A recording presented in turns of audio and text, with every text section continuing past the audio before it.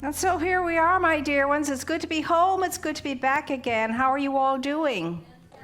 Wonderful, wonderful. Yes, give yourselves a round of applause. It's a great, good thing. I'm ready to be home. I'm ready to be, up and at it. This is a great season. It's the fall season. It's back to school, everybody.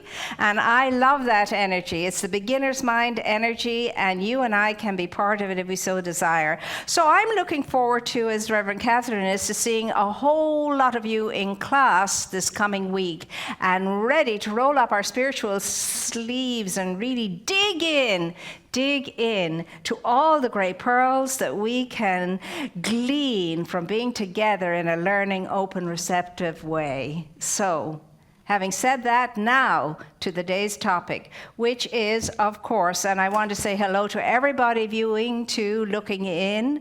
We're so delighted that you're doing that, and you're very much part and parcel of us as we are here as a family. So the topic for September, as I was studying last night, was spiritual ecology.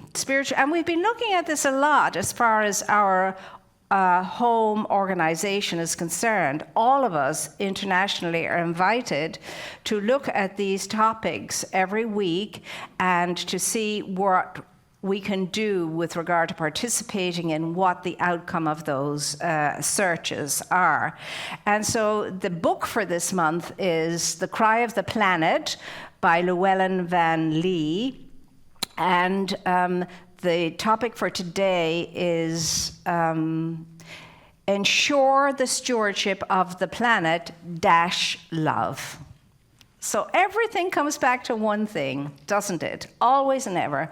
Love. It's the answer to everything. And when I was a youngster, really taking on this role as an unfolding truth student, one of my teachers would always end every talk by saying, beloveds, honor yourself, love yourself, respect yourself, because God dwells in you as you.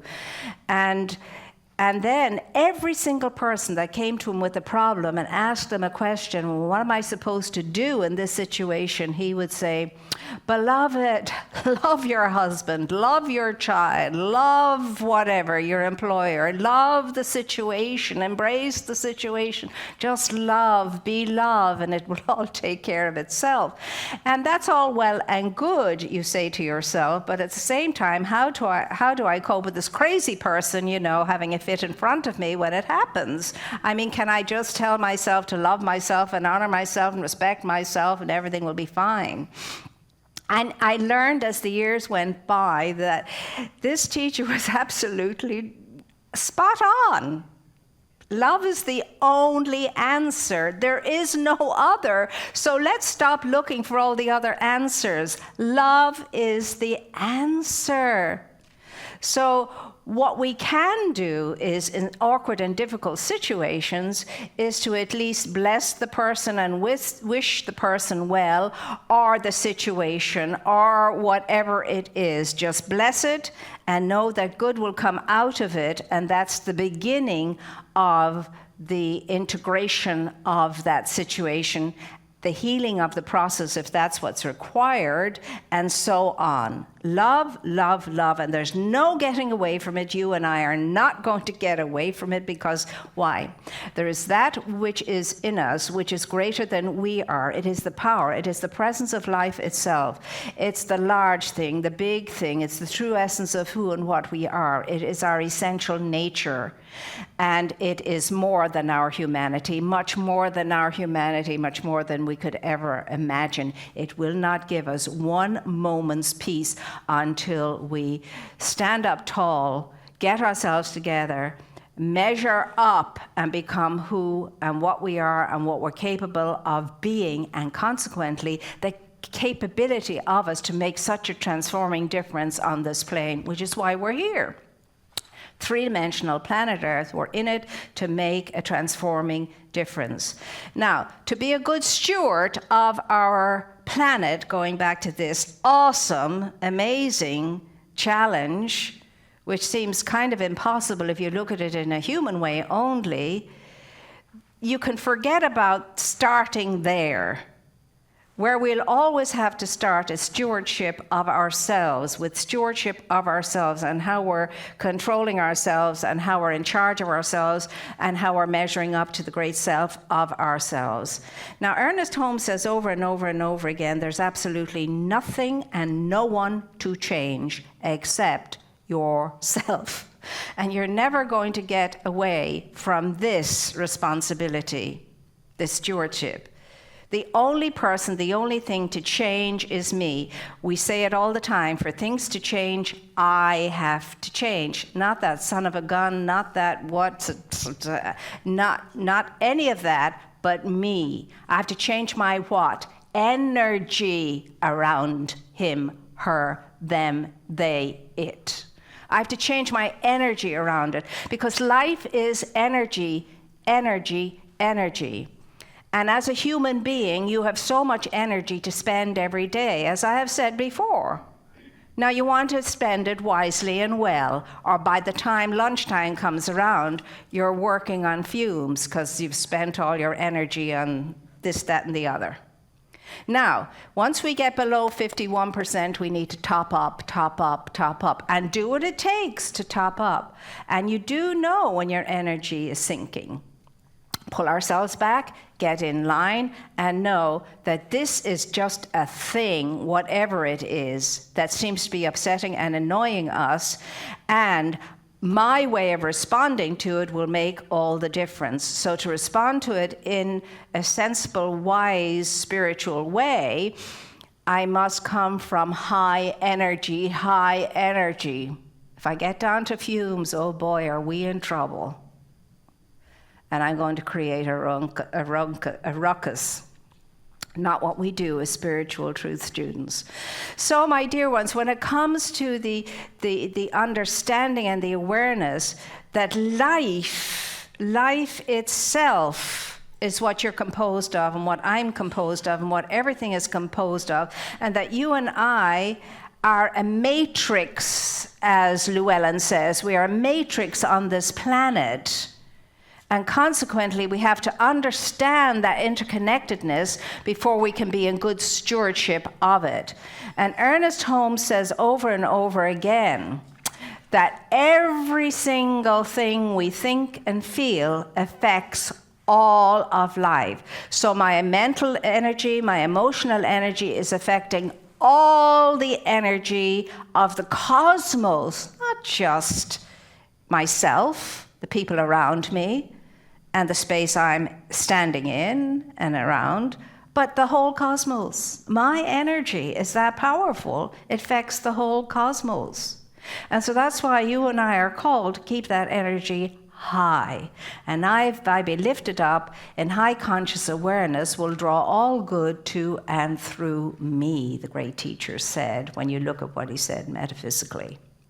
And so, what does this mean to you? What does stewardship of this planet mean to you, really?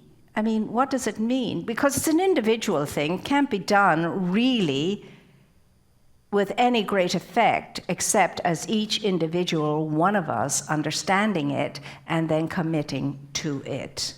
Whatever that means for you, I don't know. You have to figure that one out for yourself. I have to figure it out for me. I know I have to be more consciously aware of what is good for the planet and what is not good for the planet. And as far as I am concerned, I have to do my bit to take care of the planet as best I can.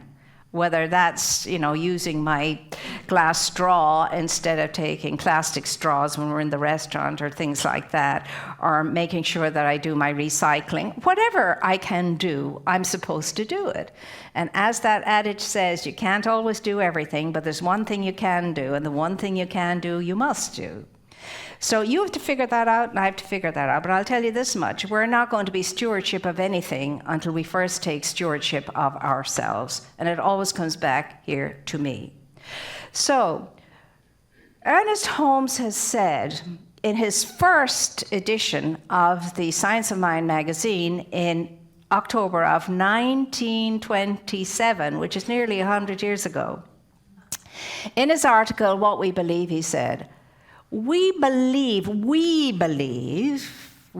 metaphysical students of truth, we believe that the ultimate goal of life is complete emancipation of all discord in all of life, all nature of life. And this is sure to be accomplished by all of life. That's what he believed way back in 1927 and many others before that and around him. That was the ultimate purpose of life, to be freed from all discord of all kinds of nature. But we can't think of life in a vacuum. It's easier to take it and apply it to yourself. What does that mean for me? How do I emancipate my life from all discord? God knows that's a handful in and of itself. Your life is a handful. My life is a handful. Just taking care of the stewardship of this is a full-time job, it seems. But if we get this right, then the power and the presence that lies at the center core of our being, Ernest Holmes says that at the center of our being is the powerful presence of the divine mind, spirit itself. If we can get this right for ourselves, then that absolutely billows up and out from us and through us and moves out into the cosmos and makes a transforming difference everywhere it is. The presence of spirit, the presence of infinite intelligence, the presence of your true nature, the presence of your true essence. Now, for some of us who came in here today, that's a big frog to swallow, because we may have cried ourselves to sleep last night because we are at a juxtaposition in our lives and we don't know which way to turn. And life is really not going the way we want it to go, or so it would seem. Fear not. Fear not. And we come to the next point in this whole process of spiritual realization. We have to, part of our stewardship is to become fearless. Part of our self-care is to become fearless and to move out of fear into faith. And to have faith, not just the faith in life or in God, but the faith of God, the faith of life that indwells us, out of which we came, out of which we are made, and as we are made of it, we are one with it, we are the thing itself. In some really wonderful, unique way that you and I don't really fully understand according to a human mind, because the human mind is limited and it cannot fully understand the infinite truth. But we're learning more and more how to wake up and remember our true nature and that we are more than our human minds, our egoic selves. That's what we're all working together to achieve. And it's a big job, and it's a taxing and challenging job, and it knocks us off our feet at times. And that is why we need to be in community. We need to walk this road of life alone together. Alone together, because your task is your task and no one else's, and no one else can do it except you. But we can have plenty of help from each other along the way. When we are weaning, when we're weakening, when our energy is going down, and we're in a spiritual community that is safe to be in, supportive to be in, loving to be in, we can be gently nudged back in to a sense of ourselves as being more than what we are displaying just now, whether that's whatever naughtiness that is. But we can be more than that. And a gentle nudge and reminder just tell us that, you're not being yourself today. This is not you. What's going on? What's underneath all of this? It's not what you say it is. It's always more than that. So we're here to work together as a community to be a support and a help for each other, so that we can have a place to come to where we feel it's safe to be here in, and it's comforting to be here in, and it's supportive to be here in, and it's a love-filled space. That's your charge and mine as a spiritual member of a spiritual community. And it's the love thing again, isn't it? It always comes back to that. Love, love, love, and do what you will, we're told. You can love, and if you do love, do what you like, do what you will.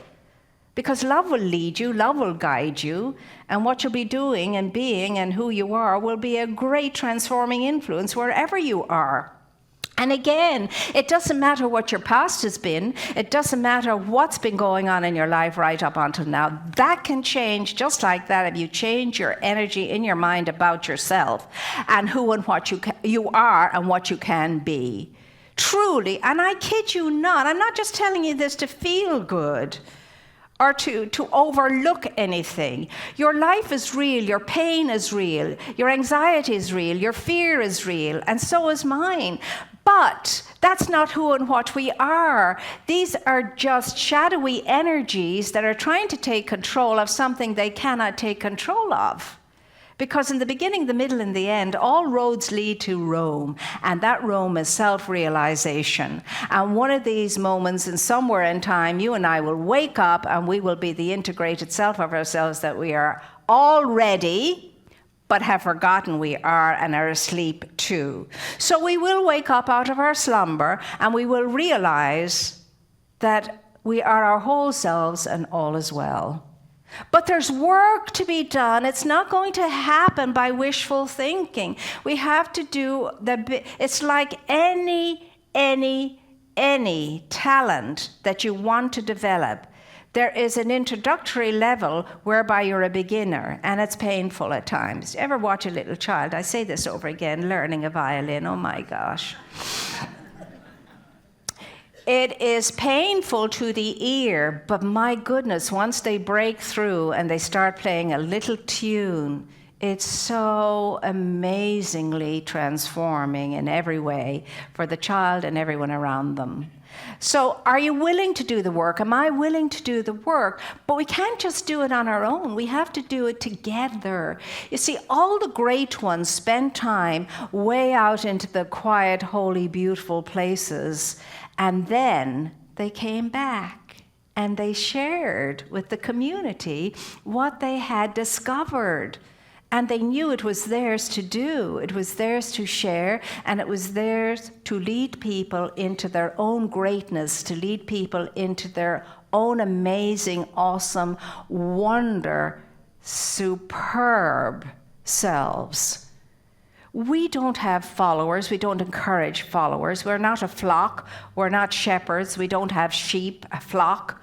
What we want is to encourage leadership in every single person that walks through those doors, to be their own self-governing spiritual entity, and to know that no one has the available knowledge better than you do about how you yourself can unfold. We're just here simply to help each other. That's all. To be mirrors that reflect to each other the essence of ourselves, and not the shadowy parts of ourselves, but the essence of ourselves.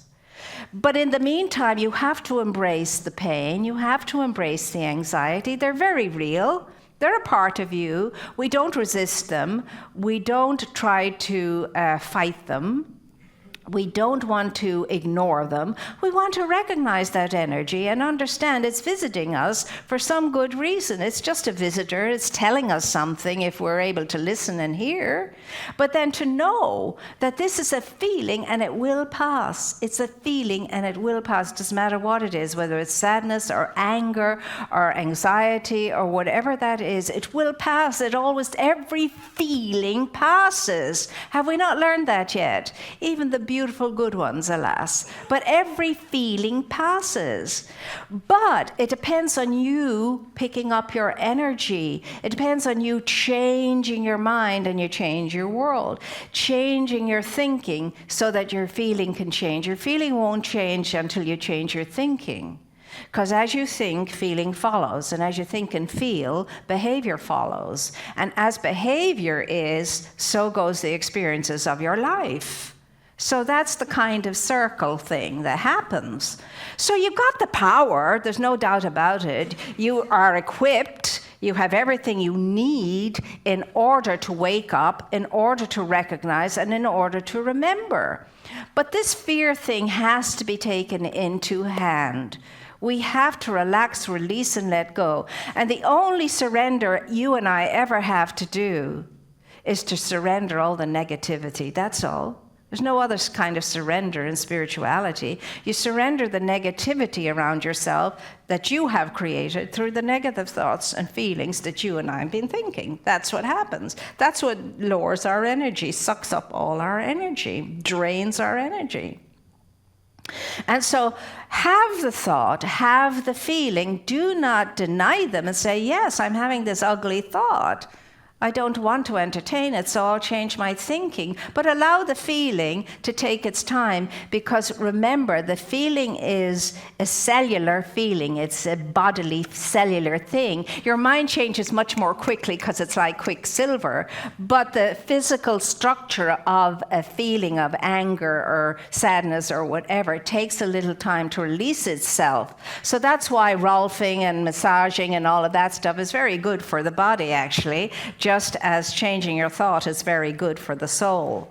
So, you see what I'm saying about us being a handful to take care of our own stewardship? But when we do that, and when we're committed to being the best of ourselves, the rest takes care of itself. We will be this awesome, amazing influence in the world, because we are already awesome. We're filled with the state of amazing grace, which is the power and the presence of infinite intelligence, spirit, life itself, whatever you want to call what cannot be named, because as soon as you name something, you absolutely limited.